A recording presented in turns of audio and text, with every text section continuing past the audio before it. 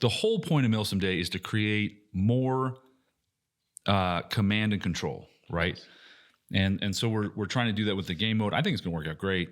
And we're going to set up squads, and there's going to be commanders. I think for the first one, I forgot to reach out to Brian. You want me to text him right now? Yeah, I'll do that. For the first one, I will be the commander of one team, just so that we can like get this ball rolling, right? But there's going to be squad leaders. There's going to be medics within those squads. We're going to basically do the same rules for medics as we did with our events, right? So first one's buddy aid, second one is a medic. We also discovered that being a medic, when somebody calls for a medic via the Ares app, it pings the medics and also shows their location, which is cool as fuck. So we utilizing that, and it's going to be a much slower pace until it's not. Until it's not, yeah. So the main objective is this AAS system, right? You capture these points in succession, and then you guys wrote up a bunch of like side missions. Yeah, so we tried to keep everything on a point denomination, and we figured out how to run that through Ares Alpha. So it's going to heavily benefit the player to be using Ares Alpha. But basically every hour on the hour, we're going to have one ref strategically in the zones of red team and blue team's respawns.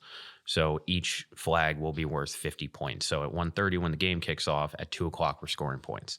So if you have, say, your red team and Anthony's blue team, you have 3 flags, he has 4, there's going to be 9, but there is a 10-minute cooldown in between capturing flags, because you had brought that up, making sure you can't just run through and capture them all. Yep.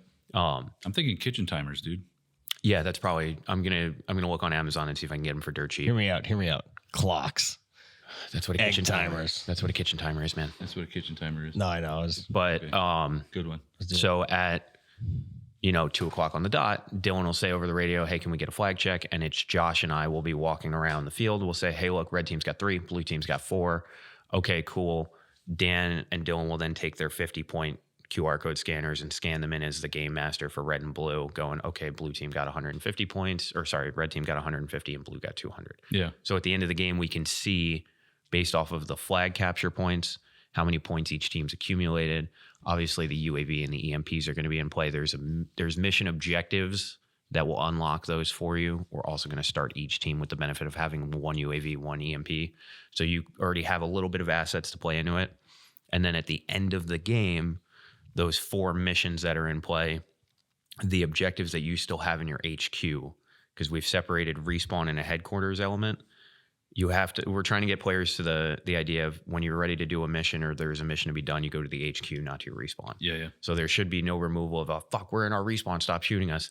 There's no reason to go near the other team's respawn because they have an HQ element. Yeah. The HQ is also open to being raided. So while you're doing this advanced and secure, if Brian or you sends a squad all the way around doing a 13-county flank just to hit your HQ and steal some props, those props are worth points at the end of the game. Nice. So whoever has them in there at 6 o'clock when we call game over, we're just like, who's got this? Who's got that? Okay, cool. This team gets 400 extra points. This team gets 300 extra points. That might give you the ability that even if you got waffle stomped and were pushed all the way back to your HQ, send 20 dudes around, grab all those props, you might have a chance to win that game. Yeah. That's just the thought process, so it keeps both teams in the fight, but now it gives you 2 different things to worry about at the same time. I think that the 10-minute cooldown for capturing a point will kind of eliminate anybody being pushed all the way back that far. I hope so. Yeah, because just because they numerically own an objective, or they flipped the flag or started the timer, that's still a 10-minute clock, and obviously, the further you progress, the closer to the enemy's respawn you're getting, so they can get reinforced. I think it's great. I think it's going to be should be a good, well-balanced game. Now that may age like fucking milk. That may age like milk. The idea is that when you get on the field, you stay on the field. Yes, the team that stays bring on the field ammo is to your away. HQ. No, we'll bring it to the respawn, right? Because we can't be raided. Right. Bring water, bring your little fucking snacks or whatever the fuck. Correct. Get an MRE from the snack bar. Yeah, but this is training. This is airsoft gut training, right? Yes. Like plan to be on the field from 1 to 6, and also plan from 1 to 2 is like organizational shit. Yeah, it's going to be a slow start. This is not the type of game where they're like game on and you sprint, Yes. right?